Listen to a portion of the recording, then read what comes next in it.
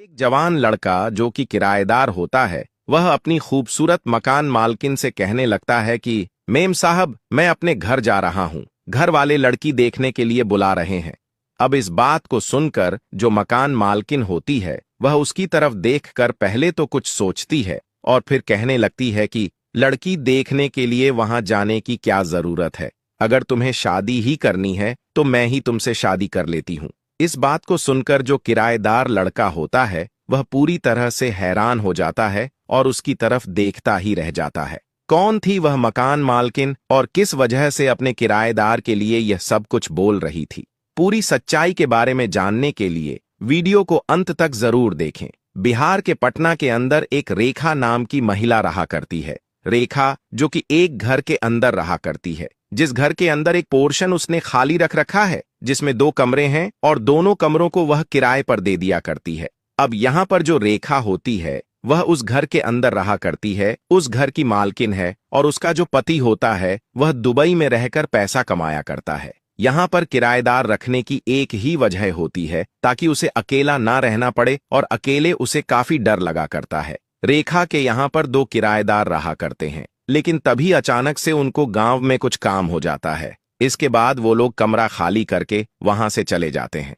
अब ये कमरे खाली हो गए थे और यहाँ पर रेखा अपने लिए अब किराएदार ढूंढने लगती है, क्योंकि उसे अकेली को डर लगा करता है और वह इधर उधर बोल देती है कि अगर कोई किराए के लिए मकान पूछे या कमरा पूछे तो बता देना, मेरा कमरा खाली है।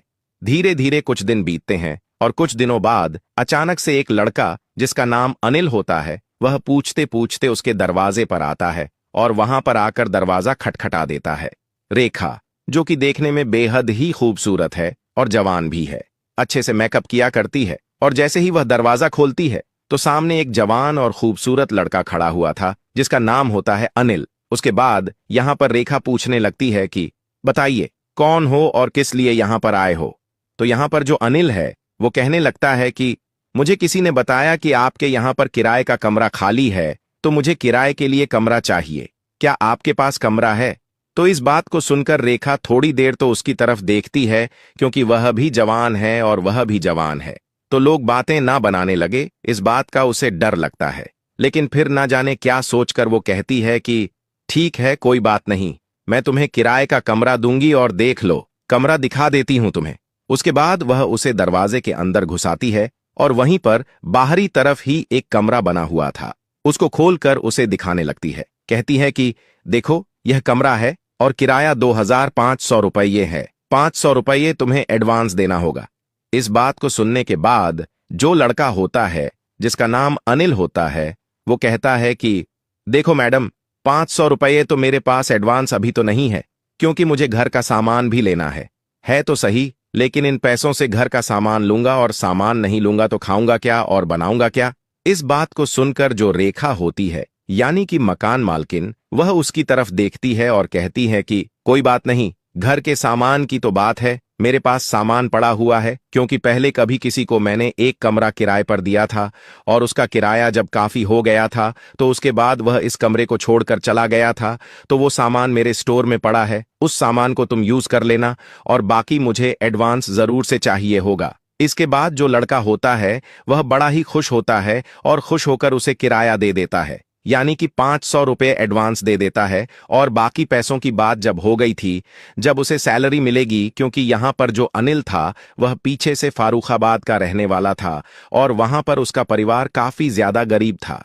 जब परिवार के अंदर हालत काफी ज्यादा खराब हो जाती है, तो जो अनिल होता है वह अपने परिवार की कंडीशन को देखते हुए वहां से सीधा अपने एक दोस्त के साथ यहां पर आ जाता है पटना में, और यहां पर अपने लिए नौकरी भी देख लेता है। नौकरी उसे मिल गई थी, लेकिन जिस दोस्त के साथ आया था वह भी इसे 1-2 दिन रखता है और कहता है कि भाई देख, अब अपने लिए किराए का कमरा ढूंढ ले, क्योंकि मैं यहां पर अपनी पत्नी के साथ रहा करता हूं और तुम्हें ज्यादा नहीं रख सकता। इसी वजह से जो अनिल है वह किराए का कमरा ढूंढ रहा था और आज उसे कमरा भी मिल गया, और साथ में सारा सामान यानी कि बेडशीट वगैरह, बिस्तर, गद्दा, और साथ में जो किचन का सारा सामान होता है, तवा, चूल्हा और गैस सिलेंडर वगैरह, सारी चीज उसे मिल गई थी। बस 500 रुपये उसने एडवांस दिए थे। उसके बाद वह बड़ा ही खुश होता है और कहता है कि मैम साहब, आपका बहुत बहुत धन्यवाद, और कभी भी आपको कैसी भी मेरी जरूरत हो तो मुझे बता देना, क्योंकि आपने मेरे ऊपर एहसान किया है। ये सामान काफी रुपए का आता और मैं तो सोच रहा था कि इस महीने की जो सैलरी है वो इस चीज में ही चली जाएगी, लेकिन आपकी वजह से अब मैं घर वालों के पास कुछ पैसा भेज सकता हूं। यहां पर जो महिला होती है रेखा, वो उससे पूछने लगती है कि क्यों, क्या हुआ? तो वह बताने लगता है अपने बारे में। कहता है कि इस तरह से परिवार की हालत काफी ज्यादा खराब है और हालत को सुधारने के लिए ही मैं यहां पर नौकरी करने के लिए आया हूं। मैं फारूखाबाद का रहने वाला हूं और गरीबी का आलम ऐसा है कि हमारे घर में कभी कभी तो खाना भी नहीं बन पाता है। इस बात को सुनकर जो रेखा है वह भी उस पर तरस खाती है और कहती है कि चिंता मत करो, अगर तुम्हें कोई भी चीज की जरूरत हो तो मुझे बता देना। किराया तुमसे कभी लेट हो जाए तो भी कोई दिक्कत नहीं है, टेंशन मत लेना, लेकिन अपने घर का ख्याल रखना। ऐसा कहकर वह उस पर नरमी बरतती है और इसके बाद जो अनिल होता है वह उसे बहुत ही ज्यादा सम्मान दिया करता है और धीरे धीरे समय बीतता है। समय के साथ साथ यहाँ पर जो अनिल है, जब वह यहाँ पर रहा करता है तो कई बार ऐसा होता है कि अनिल जैसे ड्यूटी से वापस लौटता है और खाना बनाने के लिए होता है, तो उसी समय यहाँ पर जो रेखा होती है वह उसके पास आ जाती है और कहती है कि देखो, खाना बनाने की जरूरत नहीं है, मैंने खाना बना लिया, थोड़ा सा एक्स्ट्रा, और उसी को तुम खा लेना। वैसे भी इस घर के अंदर हम दो ही तो जन रहा करते हैं। इधर जो अनिल होता है वह भी उसके हर काम में मदद कर दिया करता, यानी कि घर का भीतर का काम हो या कैसा भी काम हो, यानी कि जब वो खाना बना दिया करती तो उसके बाद वो कहता है कि ठीक है, खाना तो मैं आपका खा लूंगा, लेकिन आपके बर्तनों को मैं ही साफ करूंगा। ऐसा कहकर वो उसके घर तक भी चला जाता है और यहां पर दोनों के बीच में काफी अच्छी बॉन्डिंग सी हो जाती है, यानी कि दोनों एक दूसरे से मन ही मन बहुत कुछ अटैचमेंट फील करने लगते हैं।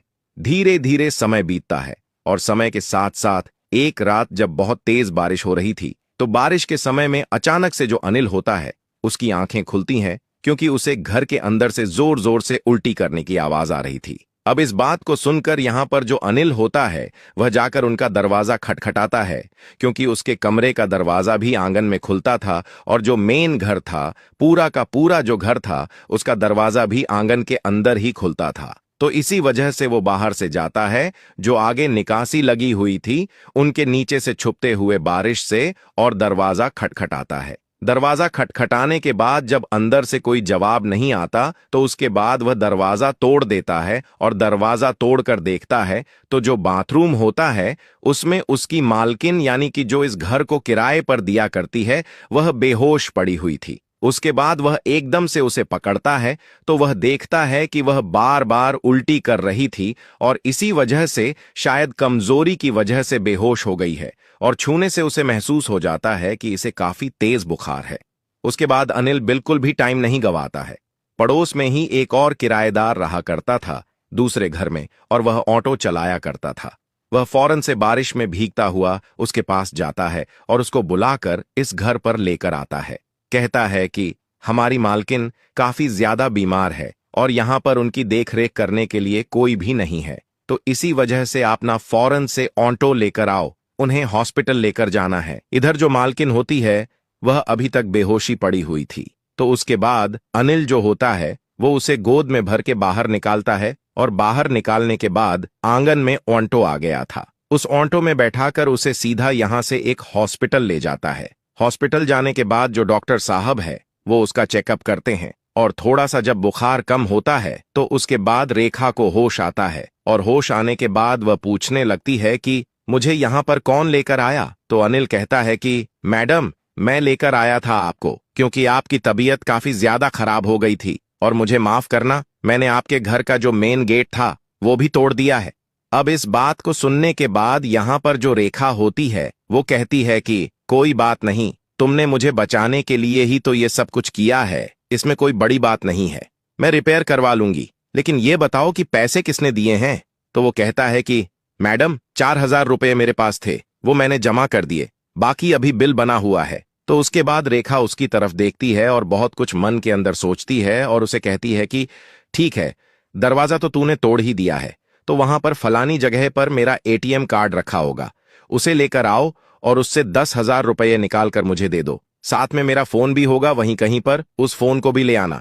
ऐसा कहकर वह उसे घर भेजती है और घर जाकर जो अनिल होता है वो ईमानदारी से उसके उसी एटीएम को निकालता है, तब कि वहां पर कुछ पैसे भी रखे हुए थे, और उसके बाद उस एटीएम को लाकर और साथ में उस फोन को लाकर उसे दे देता है। यहाँ पर एटीएम से वह 10,000 रुपये निकाल आया था और निकालकर उसने वो पैसे भी उसे दे दिए थे। अनिल अपनी ड्यूटी से छुट्टी करके उसकी देख रेख में लग जाता है और उसकी खूब सारी सेवा करता है। रेखा उससे कहती भी है कि तुम अपनी ड्यूटी करो, तुम्हारा परिवार भी है, लेकिन वह कहता है कि मैडम, आपकी जान से बढ़कर मेरा परिवार नहीं है, और जब आप ठीक हो जाओगी उसके बाद ही मैं दोबारा से ड्यूटी जाऊंगा।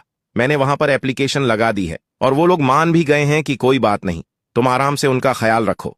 इसके बाद धीरे धीरे वो हॉस्पिटल से डिस्चार्ज होती है, और डिस्चार्ज होने के बाद जब वो घर चली जाती है तो उसके बाद दोबारा से यही सब कुछ चलने लगता है। लेकिन इसके बाद से जो मकान मालकिन होती है रेखा, वह बिल्कुल भी अनिल को खाना नहीं बनाने देती। वह कहती है कि आज से तुम्हारा खाना हमारे वहीं पर होगा, और वो पैसे भी लौटा देती है जो पैसे उसने उसके इलाज में खर्च किए थे, और हॉस्पिटल की पेमेंट बाकी बची कुची खुद से कर देती है। अनिल जो होता है वो बड़ा ही खुश होता है और कहता है कि मालकिन, आपका बहुत बहुत धन्यवाद। वैसे भी मैं काम करके बहुत ज्यादा थक आता हूं, और अगर आप मुझे इस तरह से सहारा दे दोगी तो मैं और भी एडवांस काम कर लूंगा, यानी कि ओवर टाइम काम करूंगा और भी ज्यादा पैसे कमा सकूंगा। दोनों की सहमति होती है और सहमति से यह सब कुछ चलता रहता है। लेकिन जैसे ही अनिल को वहां पर रहते हुए लगभग 2 साल होते हैं, तो 2 साल के अंदर रेखा मन ही मन उसे प्यार कर बैठी थी। और उसके बाद यहाँ पर जो अनिल होता है वह एक दिन कहने लगता है कि मैडम, मैं ना अपने गांव जा रहा हूं, क्योंकि अनिल के घर से फोन आया था कि बेटा आजा, हमने तुम्हारे लिए लड़की ढूंढ ली है। और 2 साल के अंदर उसने पैसा रुपया भी इतना कमा लिया था कि जिन पैसों से उसके परिवार की वो गरीबी तो बिल्कुल से दूर हो गई थी, और इसीलिए घर वाले उसकी शादी की चिंता करते हैं। तो यहाँ पर जो अनिल है वो घर वालों से हामी भरता है, और उसके बाद एक दिन सुबह सुबह अचानक से अपनी मालकिन से कहने लगता है कि मैडम, मैं ना घर जा रहा हूं, लड़की देखने के लिए घर वालों ने बुलाया है। अब इस बात को सुनकर रेखा एकदम से चुपचाप सी रह जाती है, क्योंकि वह मन ही मन उससे प्यार कर चुकी थी। इधर जो अनिल होता है वह भी इस बात को ऐसे ही कहता है, क्योंकि वह लोग घंटों तक एक साथ बैठकर बातें किया करते हैं, और कभी कभी तो अनिल उनके घर के अंदर ही सो जाया करता है। लेकिन यहाँ पर दोनों के बीच में जो प्यार था उसके बारे में किसी ने किसी को नहीं बताया था, और इसी वजह से दोनों इस बात को कहकर सुनकर काफी उदास हो जाते हैं। तभी यहाँ पर जो रेखा होती है वह थोड़ी देर सोचने के बाद कहती है कि लड़की देखने के लिए जा रहे हो? तो वह कहता है कि हाँ मैम साहब, घर वाले ने इसीलिए बुलाया है। तो वो कहने लगती है कि अगर लड़की देखने की बात है और तुम्हें शादी ही करनी है तो क्यों ना तुम मुझसे शादी कर लो, क्या मैं खूबसूरत नहीं हूं क्या? अब इस बात को सुनकर जो अनिल होता है उसके मन की बात तो रेखा ने कह दी थी, लेकिन फिर भी वो कहने लगता है कि मैडम, आप यह क्या बात कर रही हो? आपका तो पति है ना, जो कि विदेश में रहकर पैसा कमाया करता है।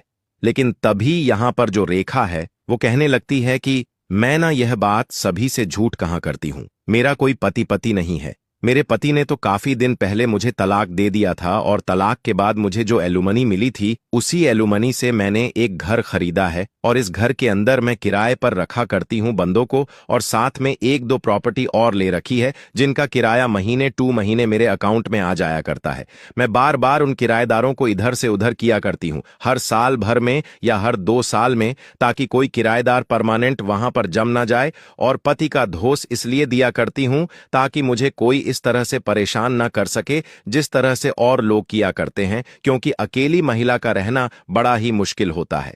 इस बात को सुनते ही यहाँ पर जो अनिल होता है वो कहता है कि सच में मैडम? तो वो कहती है कि हाँ सच में ही अनिल, लेकिन जिस दिन से तुम आए हो ना, उस दिन से तुम्हारे अंदर मुझे कुछ अजीब सा अपनापन लगा करता है। अगर तुम मुझे अपनी शादी के लायक समझते हो तो मुझसे ही शादी क्यों ना कर लो।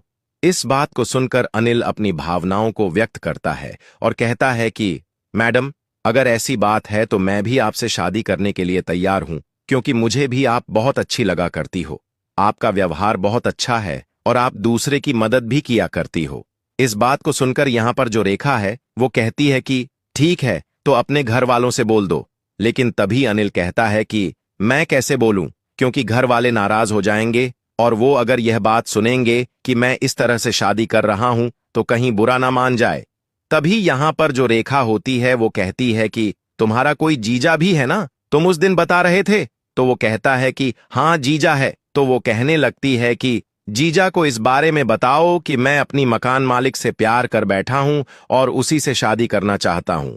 इस बात को सुनकर जो अनिल होता है वो ऐसा ही करता है, अपने जीजा के पास फोन करता है और उनसे कहने लगता है, जीजा जी एक गड़बड़ हो गई।